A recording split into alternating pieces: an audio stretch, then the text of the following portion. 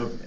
So this whole and I could have brought it up because you brought it up during your superintendent report, but this whole homeschooling thing is really quite disturbing. And one of the things that disturbs me about this is the disingenuousness of the discussion. Because we have people like the Senate Education Committee Chair, Dana Polanyi, saying that when asked about increasing regulations beyond registration, she said, not on my watch. Well, we got Attorney General Nessel that says that she wants to do it because the foster care system didn't do their job, and apparently homeschool parents, there was some abuse going on at a homeschool home, or that actually it sounds like the foster care system, but certainly a mere registration, a list of people, is not going to have anything to do or will not help prevent what Attorney General Nessel is talking about. So she's already kind of said the quiet part out loud.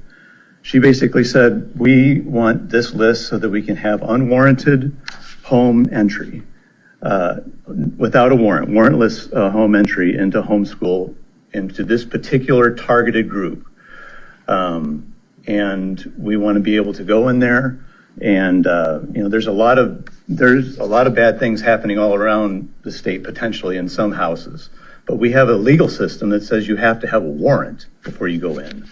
However, because of this one instance, some in the state want to be able to barge in and bust the door down. And I'm not being, it's not hyperbolic. I mean, if they knock on the door and they say, no, I don't want you to come in, and there's all kind of reasons not to have them in. I hope I'm not the only one, but, there's to have the government come into your house.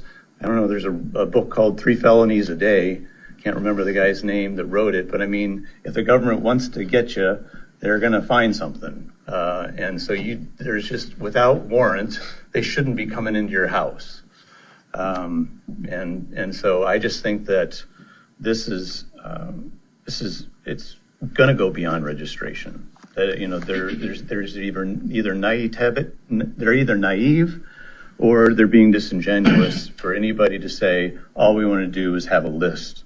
It's going to go significantly further than that. They're going to either want to know exactly what's being taught, or they're going to want entry into the houses. And so I think that this is a real problem. I guess I just wish that the debate would be sincere, because we have one of the leaders in the education area saying, I promise you on my watch it'll never happen, and that's only a few years.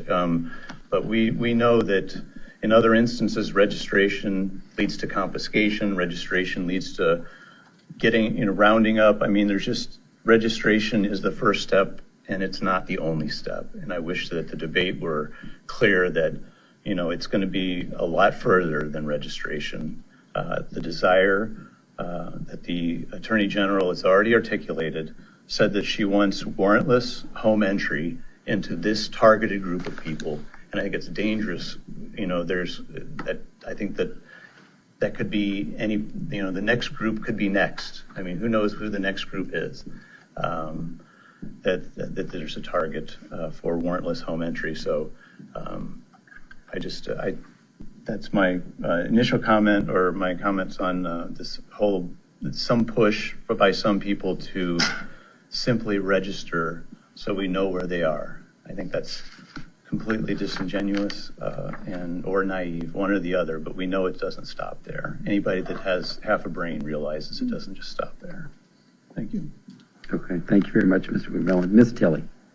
I just want to, because you mentioned the foster youth, I just want to say that this has been an issue in the community that has been talked about for a while, about being able to track them, because they're bouncing from schools to homes, and sometimes there's issues where they've run away because of things that have happened. They want to better track them. I don't know about the other end of it, but as far as with the foster youth, that is a real issue. Okay, thank you, Ms. Tilley. Ms. Snyder. I'll just echo what you guys both have said, and I wish we could separate them so that problem is solved and they do have access to an education just like everybody else, which we've been talking about. My resolution that I presented this morning, I wish that we would consider it. I don't think it's an issue that's going away. I think students have a constitutional right and reasonable expectation to privacy. I do. I've been very clear too and forthright with the fact that, you know, it's oppressive to ask a student that has left the public education system for whatever reason they've left to then ask them to register with that same system. We wouldn't do that in any other facet of society. And so to give people the freedom to exercise choices that work best for them is extremely important. Just because we're one of 11 states doesn't mean the other 39 are doing it the right way. I don't think we need to approach it from that perspective. And I just really want to push back on things we've talked about at this table. Public education is not safer than homeschooling, and that means it's incumbent upon us to address that.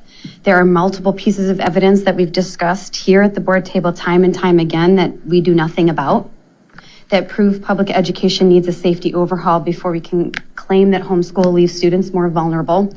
So sexual abuse epidemic, where we refuse to register school officials who've assaulted students so they can be rehired elsewhere. Being concerned with requiring BTAM training, which we talked about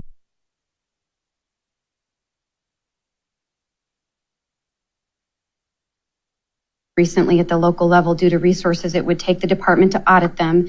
And yet here we are thinking we have the resources to audit every family's educational choice in the state. That's unreasonable. And countless stories that violate a safe learning environment across the state, which I don't think we're done with hearing yet. So when you use the words disingenuous, yes, I think it is very disingenuous to suggest that we need to audit families and their educational choices because of safety, especially private and parochial schools, right? What ends up happening in other states that register students in these buckets, as you say, is we end up overseeing their curriculum. They're making specific choices to not be in public education so that they can access a curriculum we're not choosing to administer to them. And there's nothing wrong with that. But you start to ask them to jump through hoops and you're really interfering and discriminating against their right to exercise educational freedom. So I don't think the topic is going away. And I certainly don't think that safety in public schools is something that we should shy away from. I think we should be spending our time, energy, and effort in that because that's what we have a constitutional authority over. Thank you, Ms. Comments by state board members. Mr. McMillan. Okay. So this whole and I could have brought it up because you brought it up during your superintendent report, but this whole homeschooling thing is really quite disturbing. And one of the things that disturbs me about this is the disingenuousness of the discussion. Because we have people like